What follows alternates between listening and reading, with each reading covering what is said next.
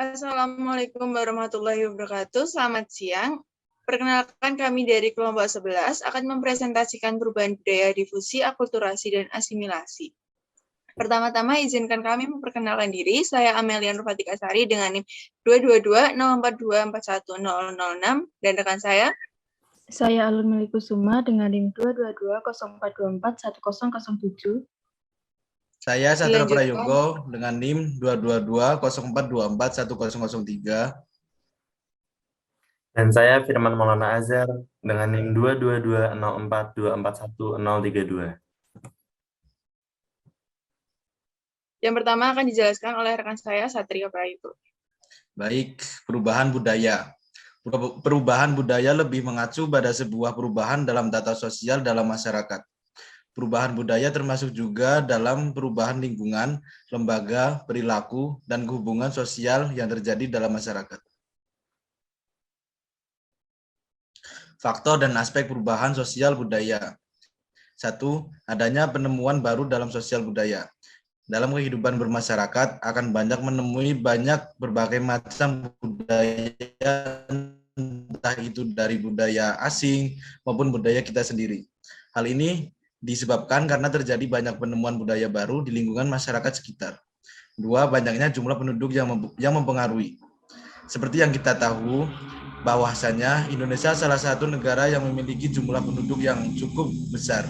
Nah, faktor perubahan jumlah penduduk inilah yang juga menjadi salah satu faktor perubahan sosial budaya pengaruh jumlah penduduk ini yang dapat mempengaruhi adanya perubahan budaya kita. 3. Maraknya konflik di lingkungan sosial. Konflik muncul karena disebabkan adanya faktor yang melahirkan berbagai karakter dan sifat, sehingga timbullah sebuah pertentangan satu dengan yang lain. Selanjutnya akan dijelaskan oleh Amel. Asimilasi budaya adalah percampuran dari dua kebudayaan yang ada di masyarakat untuk menghasilkan suatu budaya baru di masyarakat itu sendiri. Asimilasi budaya memiliki tujuan untuk mempererat kesatuan dari pribadi hingga kelompok, baik dari tindakan, sikap, dan perasaan dengan harapan mencapai tujuan masing. Faktor yang mempengaruhi asimilasi adalah yang pertama faktor pendorong, terdapat banyak perbedaan kebudayaan antar kelompok dalam kurun waktu yang bersamaan. Yang kedua, banyak penyesuaian kebudayaan antar kelompok-kelompok tersebut karena banyaknya perkawinan campur. Yang ketiga, toleransi antar masyarakat yang kuat.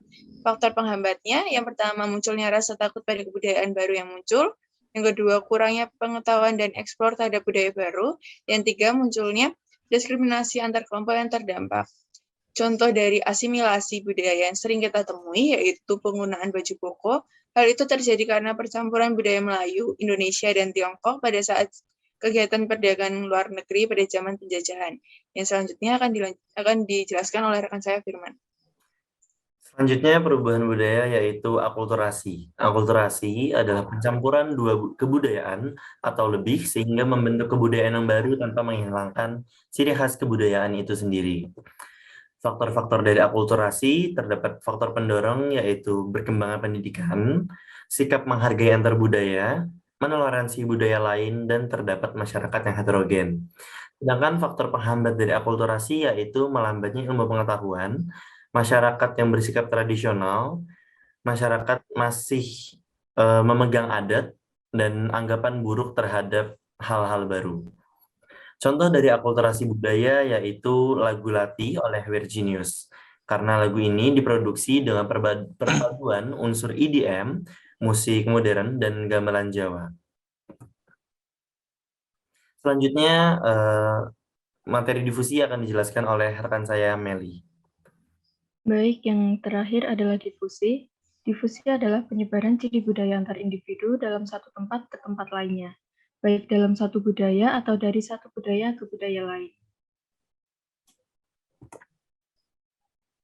Kemudian, faktor yang mempengaruhi difusi, terdapat faktor pendorong, yaitu kontak dengan kebudayaan lain, kemudian sistem pendidikan formal yang maju, dan sikap menghargai hasil karya seseorang dan keinginan-keinginan untuk maju.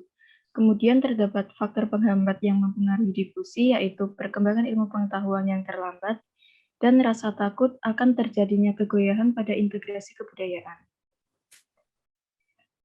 Selanjutnya yaitu contoh difusi budaya, yaitu penyebaran agama Islam dilakukan melalui perdagangan.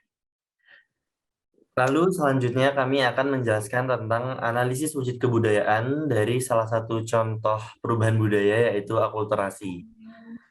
Yang wujud kebudayaannya terdapat ide atau gagasan, artefak, dan aktivitas. Yang pertama, ide atau gagasan akan dijelaskan oleh Satrio Prayoga. Baik, ide atau gagasan terdapat pepatah Jawa yaitu kue ra iso mlayu saka kesalahan, ajining diri ono ing ati. Arti dari kata tersebut